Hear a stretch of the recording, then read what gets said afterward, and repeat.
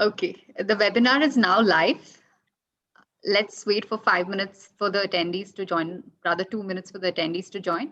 I would request Sudhanshu to start the Facebook Live session as well.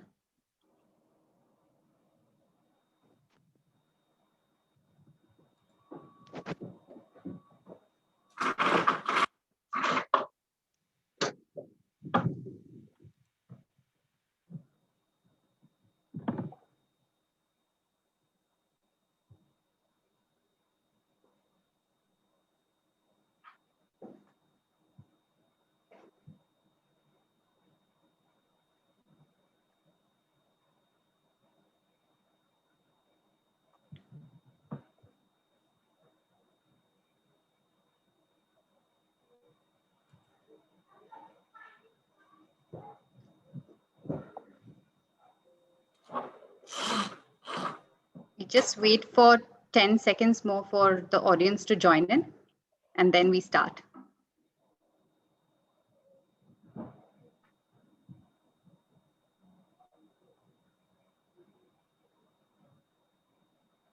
Okay, so start. A very warm welcome to everyone for joining us from across the globe for the second episode of Impact Conversations with Aavishkaar Group in partnership with SOCAP Global. I'm Soumya Suryanarayanan. I lead the Impact and ESG at Aavishkaar. Aavishkaar Group is a pioneering impact platform taking an entrepreneurship-based approach towards development. The group manages assets in excess of USD 1.2 billion with 6,500 plus employees and is present in Asia and Africa. As a pioneer in impact investing, Aavishkaar Group was one of the earliest to spearhead impact reporting. The group released its Impact Report 2020, which features the stories of 12 powerful women leaders in our ambit and the impact they have created on International Women's Day. As a group, we have always believed that impact is contextual, and while numbers are important, the stories lie in the context of the intervention. What we realized that while we set out to change one life, over 100 million lives have changed ours. Continuing from the first episode, today we are excited to host this panel to further the dialogue on impact investing and diversity with some truly incredible visionaries. Please join me in welcoming Karnika Yadav, an associate partner at Intellecap, leading business consulting and research practice for Intellecap Africa. With over a decade of experience in international development and management consulting, she is focused on developing innovative business models, scaling up enterprises, designing and implementing solutions for low-income population. Welcome, Karnika. Thank you. Thanks a lot, Soumya. Manoj Kumar Nambiar, the managing director of Arohan since 2012, one of the largest microfinance institution in India. Under his leadership, Arohan has grown into the largest digital MFI operating in Eastern and Northeastern India and has also consistently been regarded as a top-rated microfinance company in India. Welcome, Manoj. Thank you. Thank you. Thank you so much. Rekha Unnithan is the managing director and co-head of impact investing at Nuveen. She was an early visionary and established the intentional and leadership impact investing platform for TIAA and is responsible for determining Nuveen's impact investment strategy across sectors, asset class, and regions. Thematic areas Rekha focuses on include affordable housing, inclusive growth, and resource efficiency. I welcome Rekha to the panel and request her to lead our conversation today. Over to you, Rekha. Thank you, Soumya. And thank you, Manoj and Karnika, for joining me in this conversation. Good morning, good afternoon, and good evening to all of you across the globe who've come to listen to this short but hopefully impactful session around gender and impact investing and diversity and inclusion. As Soumya pointed out, I co-head Nuveen's impact investing platform focused on private equity and real estate.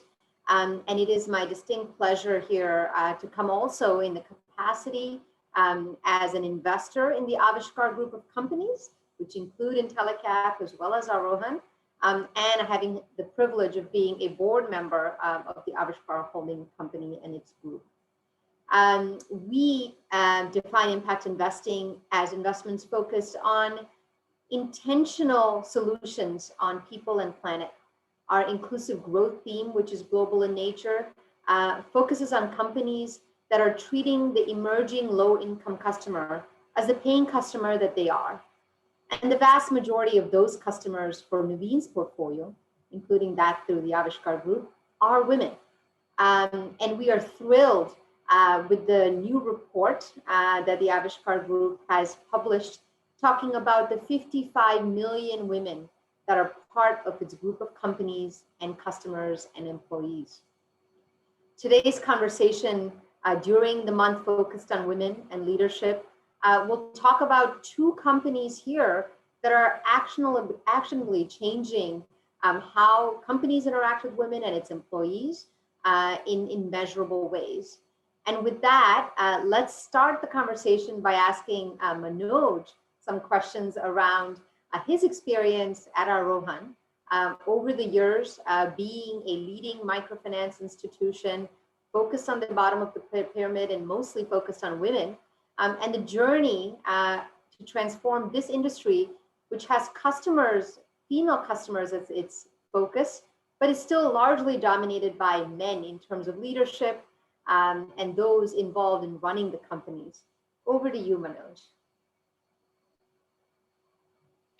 Well, thank you, Rekha. I really appreciate the good words that you've said. You're absolutely right that our business, being a microfinance institution, primarily deals with women because they're, in terms of credit quality, excellent credit quality in terms of repayment, and they are the people at the BOP who really need help. So as of today, Arohan deals with about 2.3 million women, which is almost 99% of our customers. And the difficult part for us was that about a year back, we had hardly about 3% of our employees who were actually women.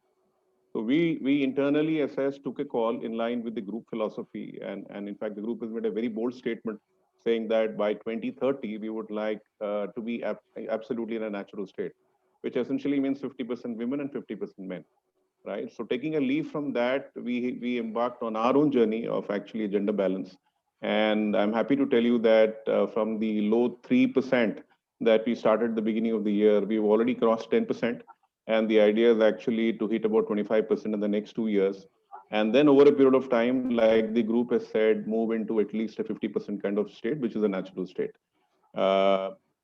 I sincerely believe that having gender balance in the business, especially in our business where our customers are, are actually predominantly women, would improve the quality of interaction, would actually improve the quality of our portfolio, and it would be far easier in terms of interactions between the employees and the customers to actually manage. We're all working towards making that 10% to 25%, and then over a period of time, moving that to about 50%. Apart from the credit that we offer our customers, we also sort of like to look at the other financial inclusion requirements that they have, which includes insurance, banking, pensions, remittances, investments. And over a period of time, how do we really sort of strengthen the relationship that we have in terms of empowering them with giving them the first step towards that growth towards financial inclusion. Thank you. Thanks, Manoj. Karnika, taking it across from India now to Africa, I would love for you to describe your work at Intellecap in Africa, focused on women entrepreneurs, focused on investors who are looking to invest in women-backed companies or women-run companies. And what has that process been like for you over the past several years? Thank you. Thanks a lot, Rekha. As Manoj just mentioned, and you also mentioned that entrepreneurship is at the core of Aavishkaar Group, and Intellecap being a part of the Aavishkaar Group, entrepreneurship then is again at the core of Intellecap. And why we believe that entrepreneurship is very critical to for the growth of the country is because entrepreneurs drive the productivity, they drive innovation, they create jobs, they assist in uplifting themselves as well as their societies, and as well as they create innovative solutions which are much needed for these developing or emerging economies. So entrepreneurship, as I said, is very, very critical. And within the entrepreneurship, again, women entrepreneurs play a very, very critical role, or a very critical focus area for Intellecap as well as the group. As all of us present in this particular conversation and particular discussion knows that women-owned businesses lack excess of capital very, very much. Like a few recent studies, some of which we ourselves have conducted, shows that the men-owned businesses in Africa received as much as 6 times, note 6 times the capital that the women-owned businesses receive, and the capital that is required to bridge the gap for the women-owned businesses just in Africa is about to the tunes of $42 billion. So that's like a very, very huge gap, or a large capital that is required for the women-owned businesses in Africa as a continent. So in order to bridge some of these gaps, Intellecap has been taking initiatives with a particular focus to support women enterprises. One of the things that we noticed through our journey of over 8 years in Africa is that there is a lot of lack of data on women-owned businesses, how successful they are, or what prohibits their success, what is the amount of capital, which sector do they exist, where do they exist. So there is a lot of lack of data, which sort of consciously or unconsciously returns in biases at the investor level, at the financiers level, and restricts the capital that goes to these women businesses. So one of the initial initiative that we at Intellecap took was to develop this knowledge base, develop this data, and we conducted a very, very extensive research in which we over 200 women entrepreneurs participated from across the continent, and we identified as a part of this study that women are not a heterogeneous group, so there has to be a different solutions that need to be defined, created for supporting women-owned businesses. And over the years, the research that we conducted, we have been very, very intentionally disseminating the information from this research, creating conversations, creating discussions at various forums, so that more investors become gender lens aware and start deploying capital. So that's one initiative that we have undertaken in order to promote women entrepreneurs. And the other initiative, which actually I am very proud of, and the entire Intellecap team is very, very proud of, is the Female Founders Deal Room. So this is one of the first of its kind initiative where we created a deal room for just female founders from across the globe and across Africa.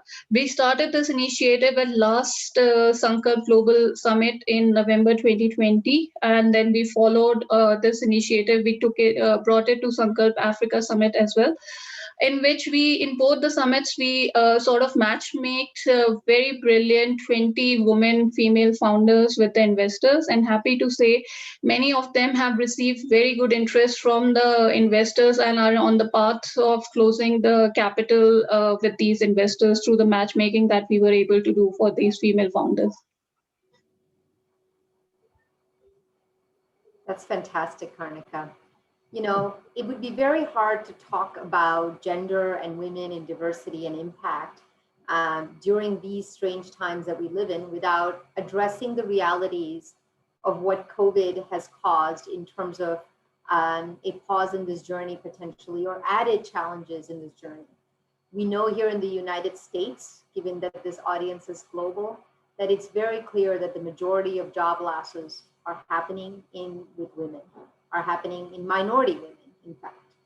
We also know that the challenges around working mothers being able to contribute to the workforce in the ways that they were, in fact, have been very, very important and have been highlighted by publications like the New York Times. And it's a complex issue. So maybe I will start with Manoj and ask you about the COVID-specific experiences Arohan and your leadership team have faced, and innovation solutions that I know you've deployed to address these very needs at this time. Yeah. So Rekha, I think the impact is on two levels. One is, of course, the customers, as you rightly said, and we are lucky that we deal with women who are actually small entrepreneurs on their own.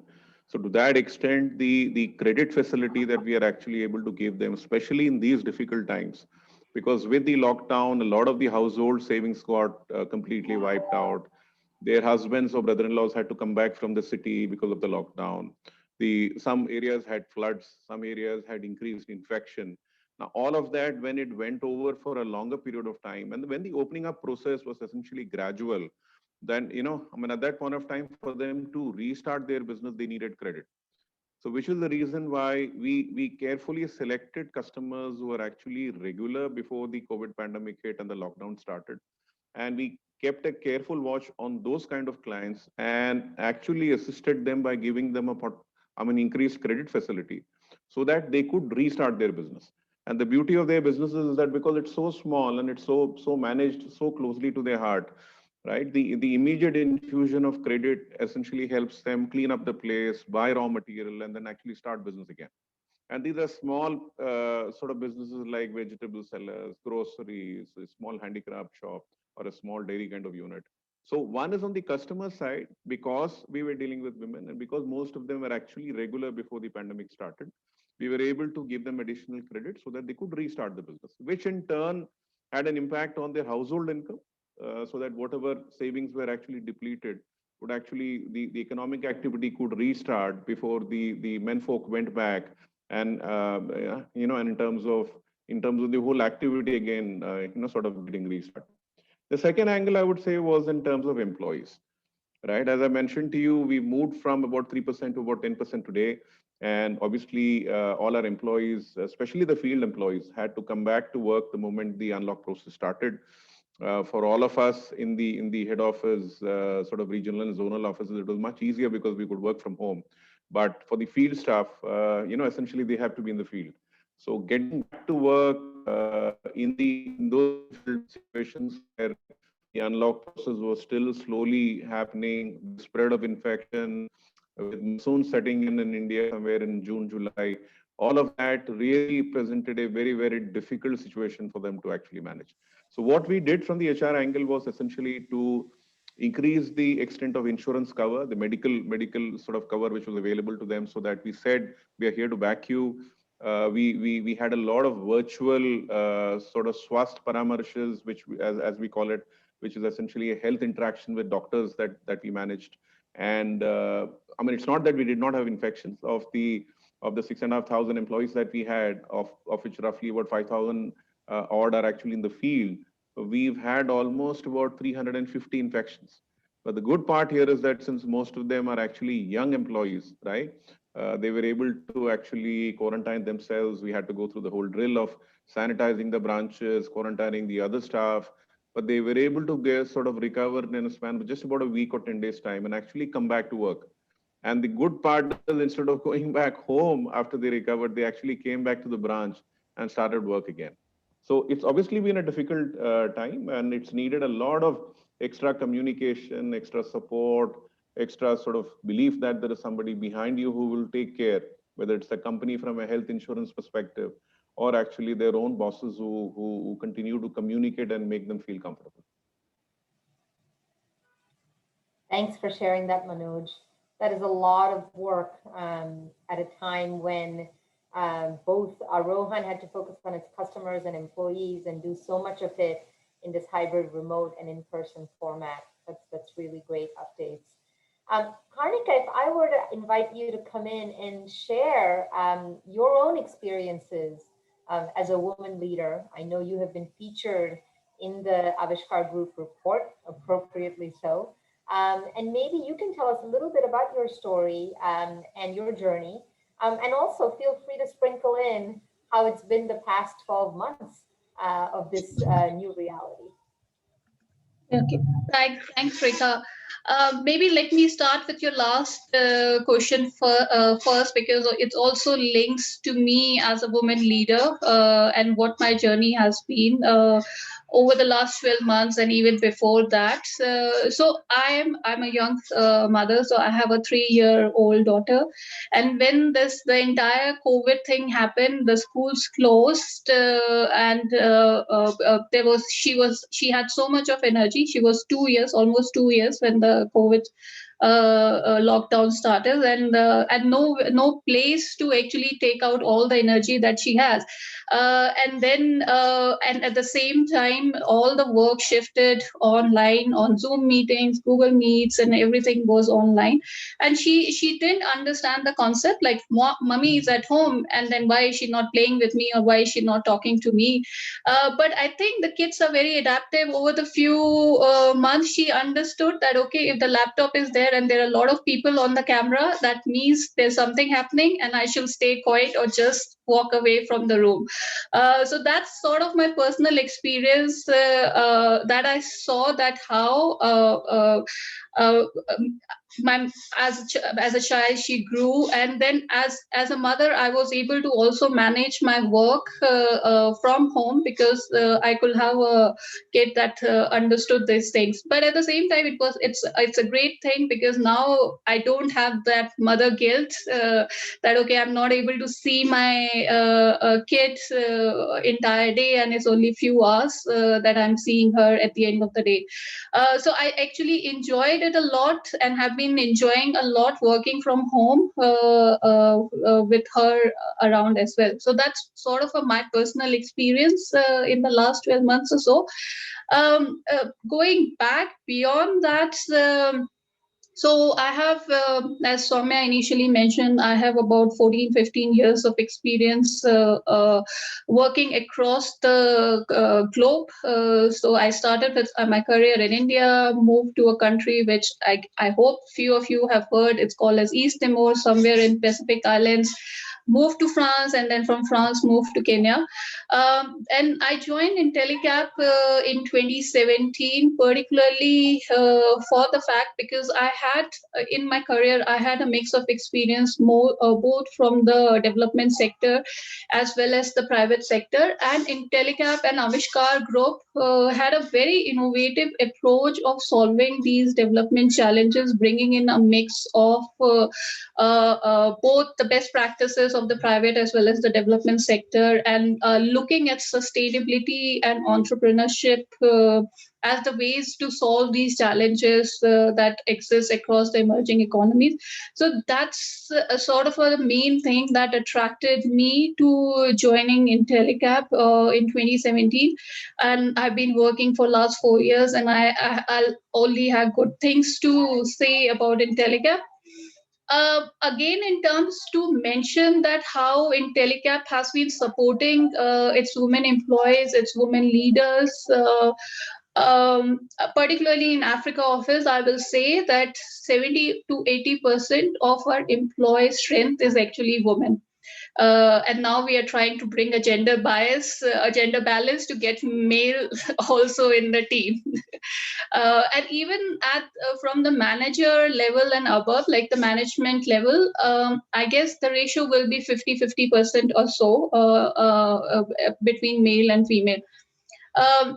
And kudos to our senior management, like executive committee, our CEOs, the directors, and all those people to have no discrimination between the women versus male employees, and supporting and giving opportunities to everyone, and taking intentional and proactive steps to support women employees.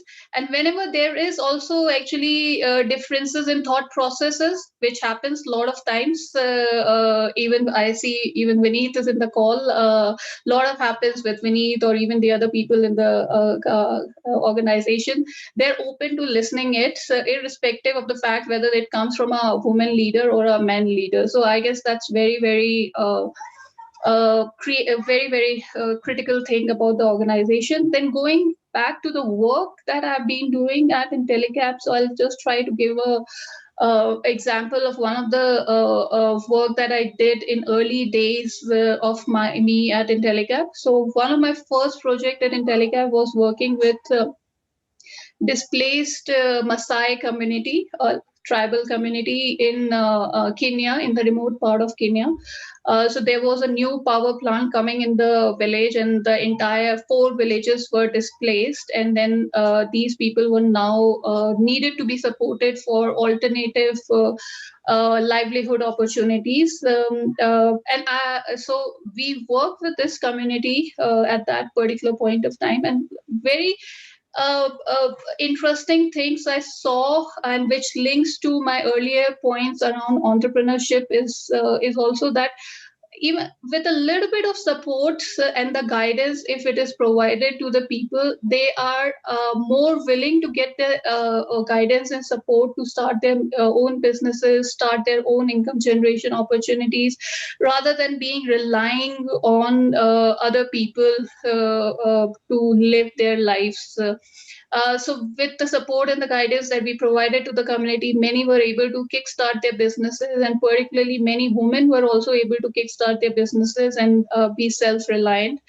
And that's like sort of a very interesting project that I did very early in my career. Now, in the last 4 years or so, I have worked with over, I'll say, 100 plus entrepreneurs, very, very innovative entrepreneurs from Africa, across the region, both male and female.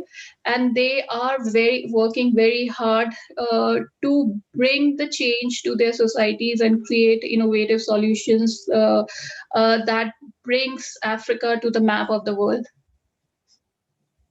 That's fantastic, Karnika. At this point, Samia, if I can ask you to check if there are any questions from the audience for our group. Sure. Actually, there are 1 or 2 very interesting questions, and most of them are centered around finance or funding for women-led entrepreneurs. So we have questions from Malawi, Delhi, on how can we make funding for women more productive and effective, and who are the potential investors who can invest in creating women-owned businesses. That's Great. question number 1. I'm going to ask Karnika to start with that, given the context of geography as well as the work she does. Okay, thanks, Rekha. Yeah, definitely very interesting question, and we actually receive a lot of similar questions, that how can more capital be diverted toward the women enterprises. And from our experience of working with the entrepreneurs, working with the women enterprises in the last few years, what we have seen is that the change has to be brought at multiple levels. So many a times the sourcing or the selection of these businesses is not gender balanced. So while donors, investors may be building their pipeline or sourcing to support these businesses for certain programs, but these initiatives are not gender balanced in the sense that they are not specifically targeted so as to reach the women enterprises, which may not be in the usual networks or the ecosystem of such things, and therefore they never get to know about these support that exists for these women enterprises, and never are able to get access to that. So that's more at the sourcing and the selection side. Then in terms of the actual capacity building support, then there is further need to tailor make that support again for the women businesses, because a lot of times women founders have a dual role. They are managing their businesses, they are managing their families also. So if you ask them that leave your business for 5 days, that will still be okay, but leave your business as well as leave your family for 5 days and come to attend this program, that may not be feasible for them. So again, the way the support is structured, that's again need to be more balanced. And finally, in terms of the actual deployment of capital, as most of us know, that less than 2 to 3% of the investment committees have women members, or the fund managers, maybe even less than 10% are actually women, and which creates sort of a conscious and unconscious biases in actually building this or identifying these businesses and investing into these businesses, or as these women businesses go through the investment committees. So across the continent, the more and more gender awareness has to be brought in, so that the pipeline of the women businesses increases, the capacity building to the women businesses increases, and ultimately the capital that flows to the women businesses increases. That's completely accurate. And even in the North American context, I will tell you, being a woman who is running a fund and sitting in an investment committee, when we talk to female entrepreneurs, the way they present, the way they articulate the value proposition of their businesses is so different from how men do it. And it's at the core, could be the same business. And so having people with different perspectives listen to the pitches, have people with different perspectives participate in the investment process is as critical as the women running the businesses itself. I know we are at the 30-minute mark or a little past it. And so at this point, if there's any other questions, please put it in the chat box, and I'm sure Soumya and team will be able to source ways to be able to answer those. I would really like to thank Manoj and Karnika for sharing their really diverse perspectives, doing important work around impact, diversity, and inclusion, and articulating the fact that this is multifaceted. This happens at the investor level, this happens at the company level, and it certainly is relevant at the customer level. And so kind of constantly pushing on all of these parts of the ecosystem will be critical for our next stage of progress. And with that, we would like to invite you all to view a short video around the Aavishkaar Group report, and would like to thank not just the speakers today, but also the other leaders and members of the Aavishkaar Group, including Vineet Rai, Anurag, Nikesh, Vikas. I'm sure I'm missing several, who have really been the bones and the flesh of this organization, and of course Kanishka and Soumya. So maybe Soumya, now I can turn it over to you to roll this video.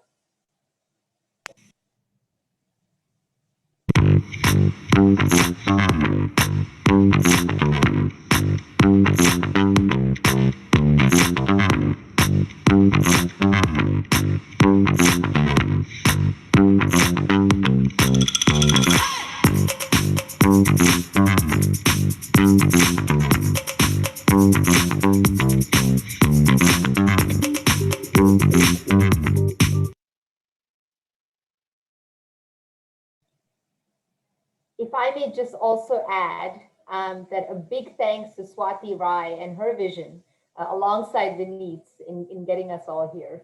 I would be remiss not to name her. Thank you so much, Rekha, for leading the discussion today. Manoj, Karnika, for joining us. This was indeed a very, very insightful, and thanks for having a very candid conversation. I would also like to thank SOCAP Global, our outreach partner. Thank you to each and everyone who took time out to be a part of this conversation. You can download the Aavishkaar Group Impact Report 2020 from www.aavishkaargroup.com. We will also be sending the link to download the report to all the participants today. I hope you enjoy reading this report. Thank you once again for joining us, and have a great evening. Thank you. Thank you. Thanks a lot, everyone. Thank you. Thank you.